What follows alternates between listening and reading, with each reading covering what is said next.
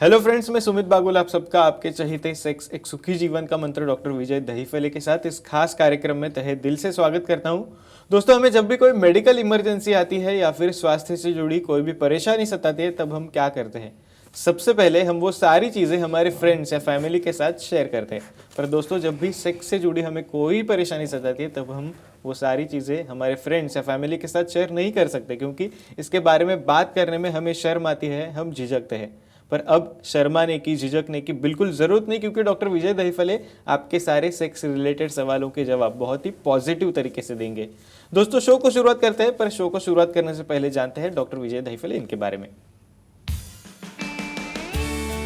Doctor विजय दहीफले ये sexologist, urologist और andrologist है।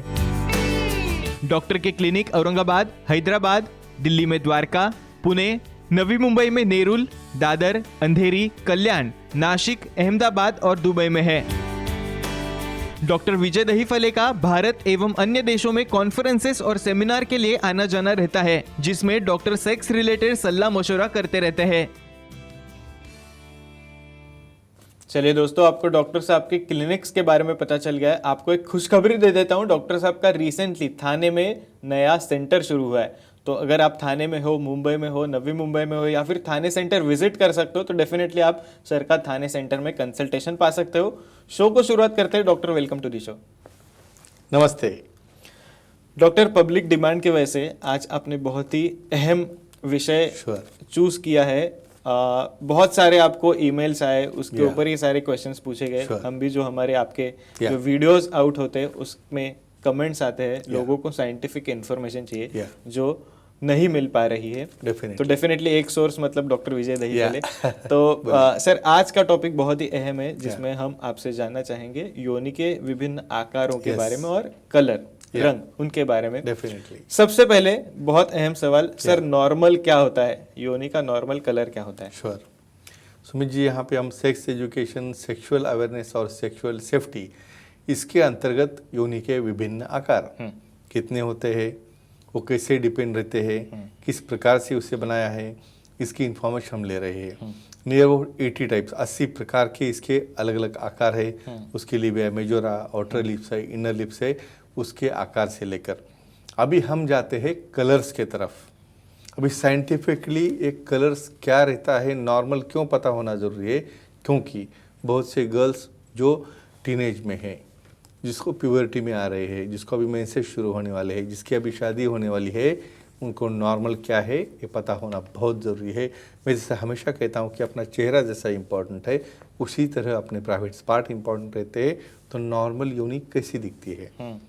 नॉर्मली लेबिया माइनोरा यानी छोटे लिप्स जो है पिंक कलर है, बहुत बार चॉकलेट कलर है, बहुत बार वायलेट कलर है। तो इस तरह बॉडी के कलर से थोड़ा सा शेड जो है डार्क हो जाता है। और ये वेरिएशन टोटली नॉर्मल है, क्योंकि बहुत से गर्ल्स को या वुमेंस को ऐसा लगता है ये कुछ तो एबनॉर्मल हो रहा है। तो एक ही कहूँगा मैं, किसी प्रकार की आपको परेशानी न हो और आपका कलर थोड़ा डार्क हो, या वहाँ पे पिंक हो, या पर्पल हो, या वायलेट हो, या चॉकलेट कलर हो, ये सब हम नॉर्मल कह सकते हैं। डेफिनेटली सर, इसी से जुड़ के आगे सवाल करना चाहूँगा, योनि के क्लाइटोरिस और इनर लिप्स का कलर बदलता है क्या, और वो क्यों कर ऐसे होता है? श्योर जब भी फीलिंग्स आती है, लिबिडो यानी जब भी भावना आती है आपको सेक्सुअल एक्टिविटी करने की, जब आप वो प्रोसेस में जाते हो, जब आपको बहुत बार क्या होता है फोरप्ले में एक्साइटेशन हो जाता है, तो ब्लड फ्लो क्लाइटोरिस की तरफ ब्लड फ्लो है, लेबिया माइनोरा का ब्लड फ्लो है, वो ब्लड फ्लो बढ़ जाता है। और वो ब्लड फ्लो बढ़ने की वजह से डार्कर यानी और लेबिया ज़्यादा डार्क या और ज़्यादा पिंक या और ज़्यादा वायलेट दिखना चालू हो जाता है। और ये मेंटेन कब तक रहता है? जब तक वो थिंकिंग प्रोसेस चल रही है, जब तक आपका वहाँ पे फोरप्ले चल रहा है, तब तक ये इरेक्टेड फॉर्म में, इवन बहुत बार सुमित जी क्लाइटोरिस इरेक्ट भी हो जाती है। तो ये प्रोसेस टोटली नॉर्मल है। कब तक? जब ये अराउजल आपका ख़त्म हो, जब आपकी क्रिया ख़त्म हो, उसके बाद वो इरेक्शन जाना चाहिए और कलर आपका और पूर्ववत बैक नॉर्मल पोजीशन में आना है, तो ये वेरिएशन टोटली नॉर्मल है और ये सबको पता होना बहुत ज़रूरी है। डेफिनेटली सर, इसी से जुड़ के और भी मैं सवाल आपसे करना चाहूंगा, पर एक दर्शक का कॉल है, तुषार जी है नासिक से। तुषार जी, आपका सवाल पूछे, आपका फोन कनेक्ट हुआ है जी, बोलिए। सर जी, बोलिए। मेरे पार्टनर को सेक्स करते वक्त परेशानी होती है हाँ। और योनि की साइज छोटी लगती है, क्या करें? सुमित, ये बहुत कॉमन क्वेश्चन है। बहुत बार क्या होता है, आपका पार्टनर आपको कोऑपरेट नहीं कर रहा है, आपको सेक्स करने के लिए अलाउ नहीं कर रहा है, बहुत बार लेग क्रॉस करके रखते हैं। मैंने तो सुमित जी ऐसे लोग देखे हैं, शादी हुई है लेकिन एक एक साल उनका संबंध नहीं, डाइवोर्सेस तक की नौबत आ जाती है। क्यों ऐसा होता है? क्योंकि शादी के पहले पेरेंट्स के बारे में कोई डिस्कस नहीं करते हैं, ये पार्टनर जो है उसको भी कोई पता नहीं रहता है उसके बारे में, और इनका कहना है कि उसको पेन हो रहा है। क्यों हो रहा है पेन? उसके बहुत कॉजेस है। बहुत बार क्या रहता है, हीमेन प्रॉपर रप्चर नहीं होता है, बहुत बार योनि की डेप्थ बहुत कम होती है, जिसकी वजह से जब आप पेनिट्रेट करोगे अंदर, उस वक्त वहाँ पे रेजिस्टेंस आता है, हिंड्रेंस आता है, और ये रेजिस्टेंस की वजह से वहाँ पे पेन होता है, एक कारण हो गया। दूसरा, उसका लेबिया का इन्फेक्शन है, बाद में वजाइनाइटिस है, ऐसे बहुत से कारण है। लेकिन जब सेक्सोलॉजी से एंड्रोलॉजी सीरोलॉजी से मिलोगे, तब एग्जामिनेशन करके आपको उसकी डेप्थ समझो कम हो तो वजाइनल रिकंस्ट्रक्शन, वजाइनोप्लास्टी, बहुत बार स्किन या डर्मिस का आपको वहाँ पे पैच देके वहाँ पे वजाइनोप्लास्टी करके आप ये योनि को बड़ा कर सकते हो, और ये दिक्कत उनकी कंप्लीटली सॉल्व हो सकती है। डेफिनेटली सर, वापस क्वेश्चन आंसर के ऊपर आते हैं। हम बात कर रहे थे योनि के कलर और आकारों के बारे में। सर, एक अहम सवाल आपसे पूछना चाहूंगा, शेविंग करने के बाद योनि के कलर में कुछ बदलाव आ सकता है क्या? यस सुमित जी, ये मेरे ईमेल के क्वेश्चन आपने ले लिए। यस। अभी काफ़ी लोगों को लगता है भाई शेविंग कैसा करना है, बहुत सिंपल लगेगा, लेकिन बहुत इंपॉर्टेंट क्वेश्चन है। कभी कभी सेक्स हाइजीन में मैं हमेशा बोलते रहता हूँ, इतने हेयर्स रहते हैं कि उनका इंट्रोइटस भी दिखता नहीं है। जब भी यूरिनेशन को जाते हैं पूरा स्वेलिंग होता है और हमेशा रिपीटेड यूटीआई होते रहता है। तो ऐसे केसेस में ट्रिमिंग ऑफ द हेयर्स, यानी स्किन के लेवल पे ट्रिम करना है। बहुत बार रिवर्स शेविंग करने की आदत रहती है, या बहुत बार कुछ केमिकल्स यूज करते हैं, ऐसे वक्त वहाँ पे स्किन को डैमेज हो सकता है। रूटीनली शेविंग करने से स्किन के कलर में कोई बदल नहीं होता है, लेकिन क्या होता है, वहाँ पे कवर्ड रहने की वजह से थोड़ा सा फेयरनेस वहाँ पे दिखाई देता है, लेकिन वो नॉर्मल है।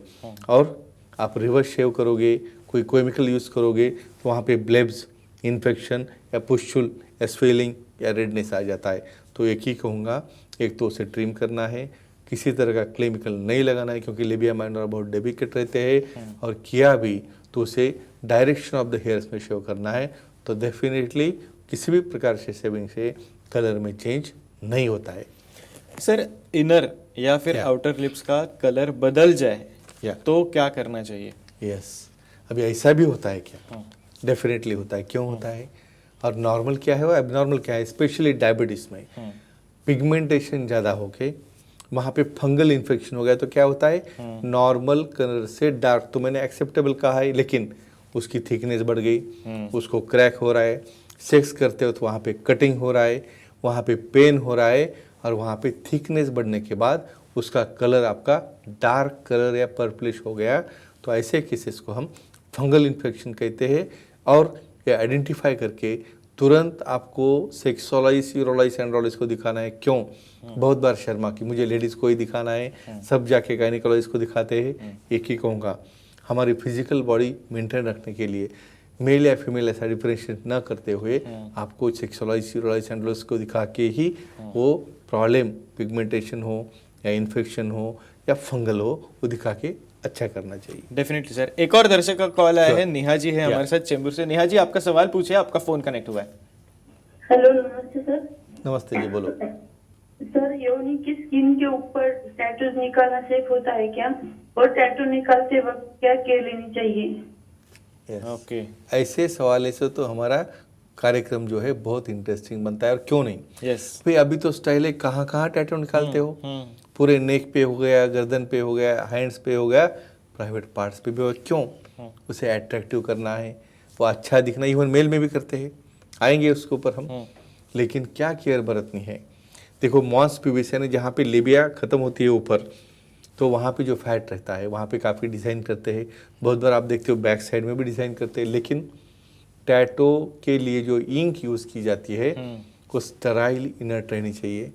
दूसरी बार बहुत बार ये टैटो सेंटर में होता क्या है, उसका स्टरलाइजेशन अच्छा नहीं होता है। एक की नीडल दूसरे को लगाना है, दूसरे की नीडल तीसरे को लगाना है, तो किसी को HIV होगा, एड्स होगा, तो ऐसे नीडल से वो HIV एड्स हो सकता है। और जिसको केलॉइड की टेंडेंसी हो, यानी जिसको जख्म होगी तो वो बड़ी बनती है, ऐसे लोगों ने कभी भी टैटो नहीं करना चाहिए। तो ये केयर बरतनी है जब आप प्राइवेट पार्ट पे हो या और कहाँ पे भी टैटो हो, तो प्रिकिंग, उसके नीडल्स और उसका आइसोलेशन, स्टरलाइजेशन, ये बहुत बहुत इंपॉर्टेंट है हमें प्रिवेंट करने के लिए STD और STI।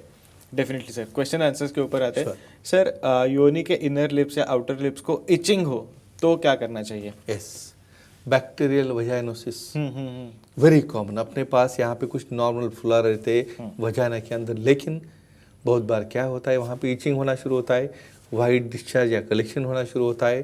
तो ऐसे वक्त उनका इंटरेस्ट जो है निकल जाता है सेक्स में से, तो स्पेशलिस्ट को दिखा के एंटी फंगल एजेंट है, ओरल एंटी फंगल है, लोकल क्लीनिंग है, लोकल डाउचिंग है, ये करने के बाद उसे अच्छी तरह से मेंटेन कर सकते हैं, जिसकी वजह से पार्टनर बाद में एक्चुअली एक्टिव हो जाता है सेक्सुअल में। अदरवाइज एक कारण की वजह से भी सेक्स में वो रेजिस्टेंस कर सकते हैं।